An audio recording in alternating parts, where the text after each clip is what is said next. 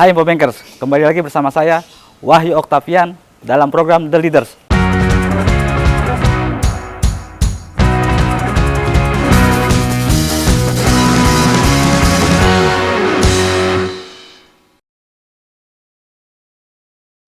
Kali ini kita berkesempatan mengunjungi salah seorang pimpinan bank digital di tanah air. Beliau memiliki concern terhadap inovasi dan pengembangan teknologi digital. Yuk, langsung saja kita masuk ke dalam.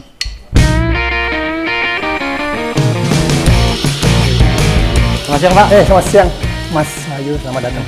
Terima kasih Pak atas waktunya Pak. Sama-sama, terima kasih juga udah berkenan berkunjung ke sini. Ayo kita masuk ke dalam. Iya Pak. Ya. Ini tempat ini saya kasih nama RI Work. Ini RI-nya tuh Raya Indonesia, intinya merayakan Indonesia dengan karya-karya inovasi. Ini tempat untuk menumbuhkan kreativitas dan ya untuk teman-teman anak muda startup bisa inovasi, mengembangkan kreativitas gitu. Kita lihat di sana ada macam-macam, ada studio dan sebagainya, mungkin bisa lihat ke atas kita. Ayo Mas. Ini di sini ini salah satu ruangan untuk teman-teman startup ya kalau meeting. Ini mungkin working space juga untuk teman-teman untuk meeting ya, working space untuk bekerja di sini. Nah kalau saya biasanya kalau meeting dengan teman-teman anak-anak yang punya ide, punya inovasi, kita ngumpulnya di sini nih biasanya. Ini ruang saya nih. Memang saya siapkan nanti kalau saya waktu saya akan lebih luang gitu. Inilah kira-kira tempat kerja saya nanti, ketemu di sini gitu ya. Kita ke atas Mas. Kita lihat di sana tempatnya. Oh ini kreatif space ruang ya. Kreatifnya ya. Ini working space nih buat teman-teman kerja ya. Sekarang karena weekend jadi kebetulan kosong. Libur Pak ya. Nah kalau ini di atas dikhususkan untuk production. Jadi di lantai ini saya sebut sebagai creative space. Ada dua ruangan utama. Ini ruang green screen ya. Jadi kita bisa melakukan berbagai macam kreativitas production online gitu. Karena dulu kan era COVID, kita bingung nih orang-orang ya, para kreator, para penggiat seni dan sebagainya kan mereka bingung ya gimana bisa tetap berkarya gitu. Nah, karena kita coba-coba bagaimana membuat sebuah fasilitas untuk bisa tetap berkarya gitu. Tapi menggunakan teknologi digital, kita juga ada ruangan untuk ruang apa nih Pak? Ruang production untuk recording. Studio Pak ya? Studio yang kita siapkan. Tapi kalau dengan teknologi sebenarnya bisa menyatu dengan ruang di sebelah. Tapi ini memang untuk betul-betul untuk recording ya, rekaman, production di tempat sini. Begitu ya. Ya seperti ini. Oh ini sini bisa recording juga Pak ya? Ya jadi sini misalnya pemain biolanya di sini gitu, terus di sana ada yang main piano atau apa gitu. Jadi nanti dipadukan dengan teknologi untuk melakukan mixing, kemudian didistribusikan. Itu salah satu yang memang kita coba kembangkan waktu kemarin COVID kan, gimana ya tetap bisa menyajikan sebuah tetap ada karya Pak ya? Ya karya gitu.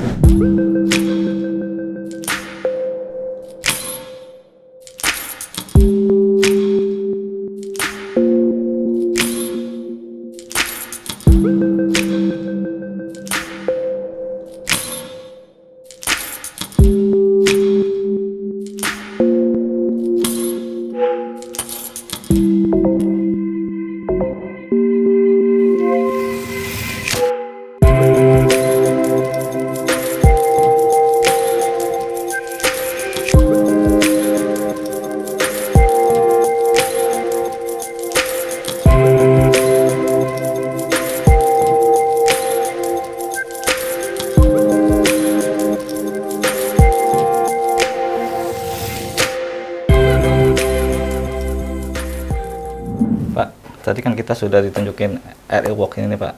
Boleh dijelaskan nggak sedikit tentang RI Work ini Pak? RI Work ini ya mungkin platform yang saya coba bangun ya. Karena saya kan memang sejak di Telkom itu memang yang memiliki passion gitu untuk bisa menumbuhkan inovasi, kreativitas, bikin ekosistem startup begitu ya. Sehingga ini tempat menjadi platform, menjadi tempat untuk kreativitas dan juga berbagai inisiatif untuk para startup gitu ya. Jadi yang bawah itu lantai 1 tadi, itu tempat mereka kerja, melakukan rapat ya, dan sebagainya. Di atas ini untuk kreativitas, dari pekerjaan kreativitasnya di sini seperti production, kemudian recording, ya, performance itu dilakukan di lantai 2. Tapi intinya sih semua terkait dengan pemanfaatan teknologi digital ya. Jadi gimana digital ini, apalagi kemarin ini waktu disiapkan itu pada saat COVID sih. Saat pandemi kemarin. Jadi kita juga coba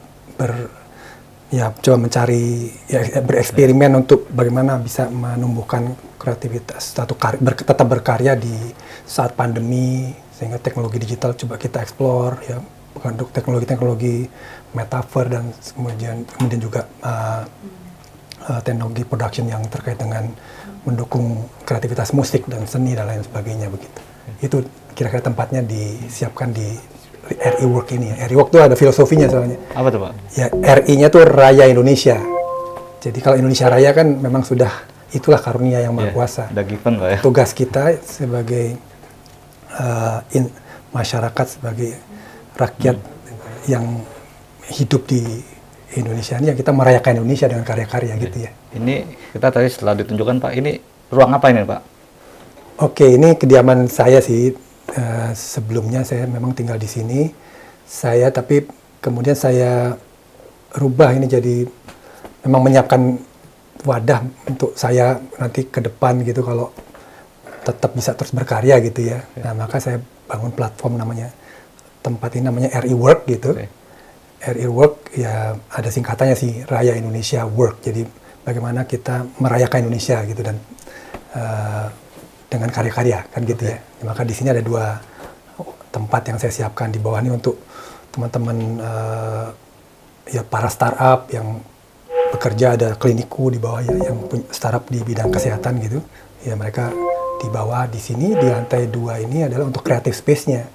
Ini untuk production, untuk rekaman, untuk perform, ini dilakukan di lantai ini di lantai 2. Ini studio musik nih Pak ya? Ini studio musik. Jadi ya dengan semua peralatannya lah ya. Bapak juga suka bermusik nih Pak? Ya sebelumnya, sekarang lebih mendukung para talenta musik aja gitu. Wah, sebelumnya apa nih Pak? Dulu main drum Pak ya? Sama gitar. Berarti memang dulu senang musik dan memang bisa main alat musik Pak ya? Iya, dulu waktu zaman SMA, zaman mahasiswa gitu. Terus sekarang udah nggak berlanjut nih Pak? Atau enggak sih, lebih yang menikmati dan kemudian mendukung teman-teman yang punya talenta di bidang penggiat seni musik gitu, kita dukung lah. Berarti ini RI Work ini disiapkan memang untuk talenta dan startup apa yang mau maju Pak ya? Betul. Sejak pandemi kemarin Pak ya? Sejak pandemi, kebetulan pandemi ini kan ya kita harus punya paradigma baru ya, karena cara-cara yang ada platform yang baru dulu juga, Pak ya? Sudah mungkin udah tiba-tiba nggak terlalu relevan. Kita cari cara-cara untuk para penggiat seni musik dan ya kreativitas gitu bisa tetap produktif ya selama pandemi. Nah, kita siapkan teknologinya, teknologi digital, karena kan pandemi membuat pemanfaatan teknologi digital jadi lumayan masif ya. Nah, ini kita manfaatkan sehingga diharapkan kreativitas itu bisa terus tumbuh di era pandemi gitu sih awalnya. Pak, dari awal berdiri sampai saat ini Pak, sudah banyak nih Pak karya di sini Pak ya? Ya kalau dibilang banyak sih enggak juga, tapi terus lah pokoknya ini kan enggak sebagai platform untuk siapapun untuk bisa berkarya ya, tentu dengan memanfaatkan berbagai teknologi platform-platform digital yang terus kita kembangkan lagi. Pak, Bapak kan dari dulu dikenal memang concern di teknologi dan inovasi nih Pak ya? Begitu ya, kira-kira ya begitulah perjalanan saya waktu sejak di Telkom. Memang saya bergeraknya di bidang IT, inovasi, transformasi digital. Di Telkom juga membangun ekosistem startup ya, ada namanya Indigo, ada inkubator, ada akselerator, ada juga venture capital yang disiapkan di Telkom dulu ya, melahirkan banyak startup-startup. Ya beberapa juga sudah hampir jadi unicorn gitu.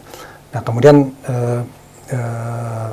terus saya terus ke BRI ya, Iya. untuk transformasi digital dan transformasi IT-nya. Kira-kira emang bidangnya itulah inovasi, Iya, teknologi, Pak, ya. teknologi, transformasi digital. Iya. Gitu. Karena latar itu pula Bapak sekarang menjabat sebagai Dirut Bank di Alobank, Pak ya. Nah kalau itu lihatnya ke belakang jadinya. Kalau ke depan kita nggak pernah tahu kan. Iya, benar. Kenapa kok saya jadi Dirut Bank? Itu kan sesuatu yang nggak pernah kebayang kalau buat saya sih gitu. Karena saya dari Telkom, ya bidangnya telco begitu, yang ICT lah ya. Tapi terus bertugas di BRI. Jadi kalau ke belakang, oh kenapa saya sekarang di bank digital? Mungkin Pak CT gitu lihatnya, oh saya punya background bank dan punya background pengalamannya. digital begitu. Itulah kemudian maka terus saya diminta jadi Dirut Bank Digital gitu. Pak, dari pengalaman Bapak nih Pak ya, di Telkom segala macam Pak ya. Apa sih Pak tantangan digital di Indonesia ini Pak untuk digitalisasi Pak, baik di bank digital maupun di ICT lainnya Pak ya? Ya kalau gini, mungkin khususnya kita bicara di era sekarang ini, mungkin belum pernah gitu digital dalam kehidupan kita seperti hari ini ya. Iya. Karena kita lihat memang bagaimana infrastruktur internet, mobile, juga teknologi-teknologi digital ini kan bertumbuh luar biasa dan akan terus bertumbuh ya. Kita lihat sekarang kan jumlah handphone aja udah lebih banyak dari jumlah orang katanya. Iya. Terus Satu internet orang, juga iya. penetrasinya kan sudah ya katakanlah 75% ya, hampir 205 juta sudah punya akses ke internet, sehingga itu menjadi sebuah fondasi untuk tumbuhnya ekonomi digital yang saya rasa akan terus makin berkembang ya. Dan kita lihat sekarang kayak e-commerce kan udah kayak sesuatu yang biasa dalam keseharian kita tuh, bukan sesuatu yang luar biasa gitu. Maka ekonomi digitalnya akan terus bertumbuh dan kita terbiasa dengan berbagai macam kehidupan kita untuk dilakukan secara digital ya, baik komunikasi, kita kalau berkomunikasi, messaging, sosial media, kemudian juga sekarang kalau bicara belajar dan sebagainya sudah banyak menggunakan teknologi, dan akhirnya juga begitu terkait dengan penumbuhan ekonomi digital, terus kan sistem keuangannya harus mendukung. Nah maka muncullah embedded finance ya, sistem layanan bank digital, fintech yang mendorong tumbuhnya ekonomi digital ya, untuk bayar-bayarnya, untuk nyimpan uangnya, untuk kebutuhan pembiayaan, investasi, begitu kira-kira. Seperti itulah tantangannya. Saya rasa juga di sisi lain juga digital ini kan satu sisi mau memberikan kemudahan, inovasi yang terus tumbuh ya, tapi istilahnya ada aspek scary ya, risiko-risiko yang berkembang, masalah keamanan, masalah risiko security, kemudian privacy ya harus juga menjadi perhatian supaya kemudian orang punya trust untuk menggunakan layanan digital, terutama untuk transaksi keuangan ya. Itu yang penting, kalau enggak orang juga nggak punya trust dan juga kenyamanan untuk melakukan transaksi keuangan di digital. Itu sih. Tapi kalau saya lihat sih regulasi juga sangat mendorong ya untuk digitalisasi ini akan terus didorong ya. Betul. Pak, apa sih Pak yang menjadi tantangan utama ya, walaupun OJK nggak ada bilang bank digital Pak ya, apa sih layanan digital Pak ya? Apa sih Pak bank-bank yang di digitalnya Pak, tantangannya Pak untuk tumbuh besar Pak? Ya tadi ya, kalau digital literasi sebetulnya sudah bagus di kita. Tapi begitu bicara financial literasi itu masih ada gap. Gitu ya, karena nggak semua tadi orang yang mungkin pakai handphonenya untuk komunikasi, messaging, sosial media, mungkin orang sudah nyaman ya. Tapi begitu bicara dipakai ke transaksi digital, transaksi keuangan ya, untuk berbagai macam, apakah itu nyimpan uang, apakah itu tarik uang, apakah kemudian juga pinjam-pinjam uang dan sebagainya, itu ada gap tersendiri. Tapi kita sebenarnya bersyukur karena teman-teman fintech juga memberikan edukasi ya kepada masyarakat, sehingga akhirnya terbiasa bayar-bayar digital cashless, menggunakan QRIS. Nah ini yang kita lihat sebagai juga PR untuk literasi keuangan. Kalau kita sisi bicara perbankan kan sebetulnya ada yang sudah bankable, ada yang underbank, ada yang unbank gitu ya. Nah, yang bankable ini adalah segmen yang sudah memanfaatkan layanan perbankan secara optimal, ya. Tapi ada underbank nih. Underbank itu mungkin sekitar 90 jutaan gitu, yang dia punya rekening bank, tapi yang nggak aktif gitu ya, mungkin hanya dipakai untuk ya menerima mungkin program-program pemerintah itu yang bantuan sosial ataupun hal ya seperti itu ya, bansos, kemudian kepada petani dan sebagainya. Itu kan ada yang sudah punya rekening bank tapi tidak aktif dan tidak dimanfaatkan maksimal. Ada juga yang unbank, nah itu yang belum tersentuh sama sekali oleh layanan keuangan. Nah, inilah saya rasa potensinya ke depan, tantangan ke depan. Yang kedua tadi, trust-nya harus ditumbuhkan karena tanpa trust ya kemudian orang nggak nyaman untuk memanfaatkan transaksi keuangan di platform digital. Dan berikutnya juga bagaimana masalah layanan keuangan itu tidak hanya di kota besar sebetulnya kan. Jadi, makanya bank digital ini sebetulnya juga punya potensi untuk bisa memberikan financial inclusion ke kota-kota tier 2, tier 3 gitu. Dan kita harapkan ini akan terus bisa berkembang dan tentu caranya ya harus kolaborasi ya bank digital dengan telco, dengan ekosistem lain. Dan kemudian juga regulasi saya rasa juga harus terus adaptasi ya dengan tantangan baru, realitas ya supaya tetap bisa menumbuhkan inovasi di bidang layanan keuangan melalui digital. Kira-kira itu sih. Pak, ada tantangan nggak sih Pak? Ya mungkin infrastruktur kita kan quote-unquote juga masih dinilai kurang Pak ya untuk bank digital masuk penetrasi ke daerah-daerah Pak. Ya tentu ada ya. Tapi kita percaya bahwa ini akan makin lama makin baik, dan saya boleh bilang belum pernah juga infrastruktur ICT seperti hari ini ya dengan sudah penetrasi mobile yang sudah luas, 4G sudah semakin luas, meskipun tentu karena tantangan geografis kita yang juga unik ya, karena banyak airnya, artinya karena kita kepulauan ya, mungkin beda dengan ekonomi lain, negara lain. Nah, tentu penetrasi ke kota tier 2, tier 3 ini ya masih memerlukan terus pengembangan dari sisi kapasitas, ya, keandalan, itu tentu harus terus dikembangkan. Tapi saya merasa ini akan terus semakin baik lah ya.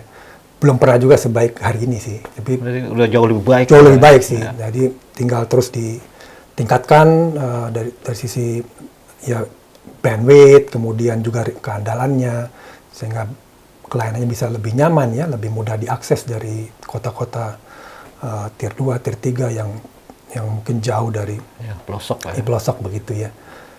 Seperti itu mungkin. Pak, ada tantangan lain Pak, dari beberapa riset Pak ya untuk bank digital Pak ya, bicara masalah pembiayaan Pak. Apa sih Pak ininya Pak, untuk tumbuh lebih pesat Pak untuk pembiayaan bank digital Pak? Ya, kalau bank digital itu kan memang menggunakan bisnis modelnya dalam memberikan layanannya melalui kanal digital ya. Tentu dalam pembiayaannya juga melalui kanal digital. Nah tentu kita perlu pertama adalah bagaimana kita bisa memudahkan dalam akuisisi customer kita ya melalui teknologi, sehingga dalam hal pengisian form dan sebagainya dibimbing oleh teknologi ya, sehingga mereka mudah untuk aktivasi dari layanan. Kemudian juga yang lagi tumbuh ini kan bicara bagaimana analisa kreditnya. Iya, benar. Kalau bank konvensional kan kita ketemu orang, masih bisa lihat penilaian, bisa langsung dengan ketemu orang, lihat kesehariannya dan sebagainya. Kalau ini kan kita nggak bertatap muka langsung. Oleh karena itu analisa kredit ini terus harus dikembangkan, jadi namanya alternatif credit scoring atau inovatif credit scoring, yang kita menggunakan berbagai macam sumber data yang bisa memberikan informasi terhadap bagaimana perilaku atau kualitas dari calon customer kita, ini melalui yang disebut dengan inovatif credit scoring ya, pakai teknologi AI, kemudian memanfaatkan data-data yang dimiliki oleh telco, oleh e-commerce ya, termasuk dari data-data yang ada di OJK ya, ada Slick, kemudian ada dari Pevindo, untuk bisa mendapatkan ya sumber data terkait dengan profil dari calon customer kita. Itu yang kedua.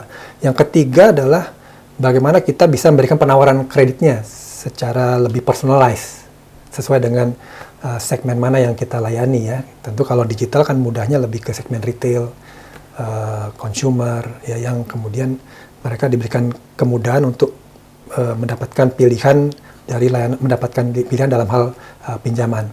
Kemudian dari sisi pencairannya, ya bagaimana pencairannya bisa juga diberikan fleksibilitas ya, apakah itu untuk buy now pay later, mendapatkan instant cash, itu juga pilihan-pilihan kemudian diberikan.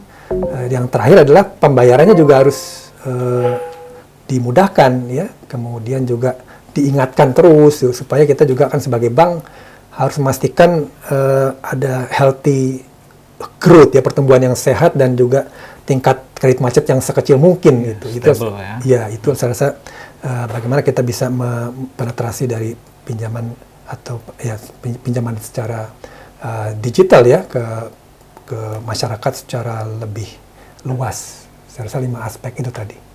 Pak, kalau dari pengembangan yang dilakukan Alobank sendiri Pak, ada perbaikan nggak Pak? Apa sih sebenarnya pertumbuhan Pak terkait yang tadi Pak, kan analisa scoring, profil, debitur segala macam Pak ya? Itu sudah mulai ada pertumbuhan Pak? Iya, jadi memang dalam hal ke arah, karena kan bank ini kan bisnisnya dari pinjaman ya. Nah itu memang harus betul-betul dibangun dengan sebuah model piloting dulu, kemudian di testing, kemudian baru di deploy. Jadi karena modeling dalam hal bagaimana kita menerapkan sebuah sistem scoring itu kan nggak bisa langsung ujuk-ujuk kita big bang begitu, karena takutnya nanti sistemnya belum robust, belum cukup solid, kita langsung big bang, nanti malah NPA-nya yang besar gitu kan. Oleh karena itu kita segmen by segmen ya, learning ada pembelajaran, kemudian dari situ kita memiliki pola. Nah baru situ nanti kita akan bisa menumbuhkan secara makin lama makin tumbuh eksponensial. Tapi di saat awal adalah penting untuk membangun fondasinya dulu untuk manajemen risiko ini ya, supaya kita memiliki manajemen risiko, credit scoring yang semakin solid. Itu di tahap awal ya. Itu jadi memang perlu waktu untuk mengembangkan kemampuan, kapabilitas di bidang credit scoring itu, dan terus nggak boleh berhenti. Nah baru kita bisa tumbuh secara lebih cepat, lebih eksponensial setelah sistem manajemen risiko, credit scoringnya terbangun dari waktu ke waktu begitu. Pak, juga selain pembiayaan Pak, kan di pengumpulan ini Pak cukup masif Pak ya, bank digital Pak ya. Cuma ada problemnya nasabah yang aktif juga agak kurang ya Pak ya, atau bagaimana Pak? Iya, jadi memang sebetulnya kita harus sangat berfokus pada kehidupan atau pada customer kita ya. Kita harus obses pada customer. Jadi bahwa kenapa sih kita hadir, kenapa sih ada Alobank gitu kan? Kita harus selalu mulai dari pertanyaan itu ya. Nah, kita ingin hadir untuk memberikan kemudahan pengalaman kehidupan sehari-hari gitu. Nah, maka itu yang harus terus diperkuat, terus diasah, terus diperbaiki dengan layanan semakin mudah, semakin fleksibel, semakin transparan, dan kemudian ada ekosistem. Benar. Nah, karena kalau bank digital aja, ya kan dia harus dalam konteks dalam konteks kehidupan gitu ya. Nah, ekosistem kehidupan ini yang nggak pernah berhenti, harus terus ditumbuhkan, dikembangkan, dikolaborasikan. Nah, kayak Alobank ini pertama ekosistem kehidupannya ya dimulai dari ekosistem yang ada di CT Corp kan, di mana ekosistem CT Corp juga sudah cukup banyak ya, ada ekosistem retail, ada groceries, ada F&B, ada fashion, ada travel, ada juga mall untuk berbagai macam aktivitas kehidupan sehari-hari, ada trans entertainment, ada juga partner-partner di industri keuangannya ya, ada mega korpora ya, kemudian media. Ini adalah satu ekosistem yang coba kita manfaatkan. Tapi kan juga nggak cukup, oleh karena itu kita harus terus kolaborasi dengan ekosistem-ekosistem lain supaya kehidupan keseharian itu semakin dimudahkan. Nah, diharapkan dari situ penggunanya akan makin aktif ya, makin sering. Itu sih saya rasa journey-nya seperti itu ya. Karena berkaitan dengan life cycle Pak, jadi mulai dari bangun tidur sampai tidur lagi ya, betul. Oke Pak, tadi kita sudah banyak ngobrol tentang pekerjaan yang serius-serius Pak ya. Sekarang kita ke keseharian Bapak nih Pak. boleh tahu Pak, hobi Bapak nih Pak di waktu senggang atau di waktu luang apa nih Pak? Hobi saya sih utamanya tuh saya saya tuh senang belajar, senang ikut training. Sekarang gampang untuk ikut ini aja, ikut training apa aja dengan secara online gitu. Banyak juga yang nggak saya selesaikan sih, tapi pokoknya saya senang belajar untuk selalu ya upgrade lah, ikut dengan apa perkembangan yang baru begitu. Jadi saya memang senang belajar, maka saya akan nulis beberapa buku juga ya. Kemudian saya rutin juga olahraga gitu. Jadi ya saya lari, kemudian jalan juga, sepeda itu yang mungkin rutin saya lakukan. Kalau lari setiap hari atau bagaimana Pak? Kalau yang setiap hari, kalau di luar hari kerja biasanya saya jalan. Oh, jalan pagi ya? Nah, kalau kayak weekend saya lari atau ini sepeda. Sepeda. Gitu. Ada rute khusus nggak Pak untuk weekend ya Pak? Ya ada sih beberapa, kalau yang dekat rumah itu juga salah satu tempat yang nyaman karena banyak pohonnya gitu. Yang tempat lain seperti di GBK kan juga sudah cukup ini ya, cukup lazim kalau kita mau lari-lari olahraga di GBK, kita banyak yang kesana gitu. Pak, sebagai dirut Bank Digital nih Pak ya, seberapa intens Bapak di dunia digital Pak? Dunia digital. Bersosmed atau? Kalau sosmed saya di sosmed ada, tapi saya juga tidak terlalu aktif sih. Tapi saya menggunakan beberapa ya. Misalnya di LinkedIn gitu. LinkedIn biasanya untuk saya bisa menuangkan pemikiran-pemikiran baru ya, yang saya rasa layak untuk di-share ya, terkait dengan bagaimana kita bicara pendidikan ke depan, sustainability, membangun talent, itu hal yang suka saya sharing di LinkedIn gitu ya. Kemudian ada juga di Instagram ya, ikut untuk paling nggak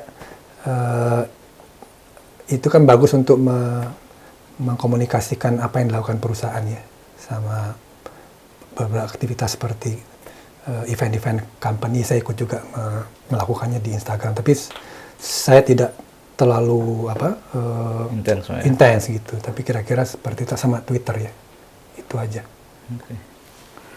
Pak, boleh tahu nih Pak, filosofi atau prinsip yang Bapak pegang atau jalankan selama ini Pak? Oke, kalau prinsip hidup saya tuh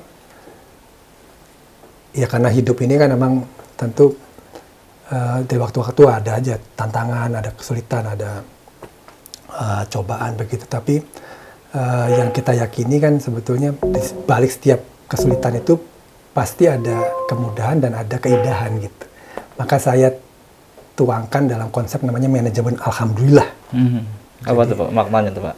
Ya, jadi kita sebenarnya apapun kejadiannya itu ya, kita nggak pernah berhenti untuk selalu bersyukur dalam kondisi apapun begitu, dan melihat setiap kejadian selalu kita ada pembelajaran ya, ada hikmah dari setiap kejadian, dan selalu merespon dengan respon terbaik kita. Nah, ini saya bagi dalam tiga hal ya. Satu saya sebut dengan self awareness. Jadi kita selalu punya kesadaran gitu, dan apapun peran kita dimanapun itu pasti nggak ada yang kebetulan, dan kita harus memaknainya. Dan setiap hal itu cuma dua ya, winning or learning. Jadi nggak pernah kita merasa losing sebetulnya. Jadi apapun kejadian harus cari hikmah untuk kita bisa lebih baik, dan kemudian merespon dengan respon yang terbaik. Nah, yang kedua adalah self development. Jadi dengan kita merespon dengan respon terbaik, maka kita nggak pernah berhenti terus untuk mengembangkan diri, belajar, cari cara-cara yang lebih baik gitu ya, belajar hal-hal yang baru untuk bisa kita lebih relevan dari waktu ke waktu. Dan terakhir adalah self contribution. Jadi akhirnya kita harus juga nggak pernah berhenti untuk bisa memberikan kontribusi dimanapun. Kita harus bisa menjadi rahmat dimanapun kita berada. Jadi ya selalu bersyukur, ya selalu belajar tanpa henti, dan juga kontribusi. Itu yang mungkin menjadi prinsip hidup saya yang saya tuliskan dalam buku saya, Manajemen Alhamdulillah gitu. Aduh, udah. Pak, tadi sebelum mau saya bawa, tapi lupa. Oke. Pak, prinsip itu tergambarkan nggak Pak dalam pola kepemimpinan Bapak di dunia kerja atau di keluarga atau? Iya, makanya dengan manajemen alhamdulillah itu kita selalu melihat apapun itu sebagai kesempatan untuk tumbuh ya. Tantangan itu untuk bisa kita belajar lebih baik, lebih berkembang lagi dari waktu ke waktu, dan bisa nantinya diharapkan bisa terus nggak berhenti untuk berkontribusi. Maka kalau dalam perjalanan karir saya ya dari waktu ke waktu ya saya selalu coba melakukan do our best, do your best while you there gitu ya, dimanapun kita ditugaskan.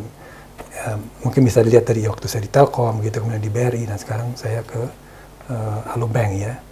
Dan dalam ya itu lah mungkin yang kalau dilihat dalam keseharian itu saya mungkin selalu melihat hal pun ya nggak ada yang kebetulan, selalu melihatnya dengan apa ya, ini suatu yang indah gitu, suatu yang bisa membuat kita terus nggak berhenti untuk memaknai hidup kita. Terus gitu. Belajar dan mengambil hikmah Pak ya? Iya betul.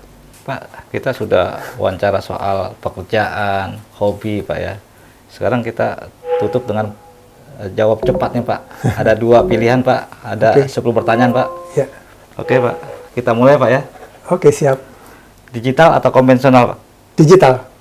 Cash atau uang elektronik? Uang elektronik. Mobil listrik atau bahan bakar? Mobil listrik. Badminton atau tenis? Badminton. Casual atau formal? Casual. Kuliner atau film? Kuliner. Jazz atau pop? Jazz. Libur keluar bareng keluarga atau di rumah aja bareng keluarga? Libur bareng keluarga. Destinasi domestik atau luar negeri? Ya, luar negeri. Investasi emas atau kripto? Emas. Kenapa Pak pilih emas? Ya karena saya kalau kripto terlalu spekulatif soalnya gitu. Jadi saya lebih milih yang lebih prudent ya. Prudent Pak. Ya. Tapi di dunia digital kripto lagi berkembang nih Pak. Iya. Ya memang sih, tapi kalau untuk sebagai suatu investasi saya masih melihatnya banyak spekulasinya gitu. Ya. Emas rigid Pak ya. Emas lebih sustain lah. Terima kasih Pak Indra atas waktunya Pak. Sama-sama. Kita sudah diterima di RI Walk ini Pak ya. Kita sudah ngobrol-ngobrol Pak. Terus sehat Pak. Sama-sama, sehat selalu. Demikian Info Bankers, wawancara kita kali ini dengan Pak Indra Utoyo selaku Dirut Alobank yang juga aktif di RI Walks. Semoga wawancara kita kali ini bisa memberikan inspirasi dan motivasi bagi kita semua. Sampai jumpa di program berikutnya, The Leaders.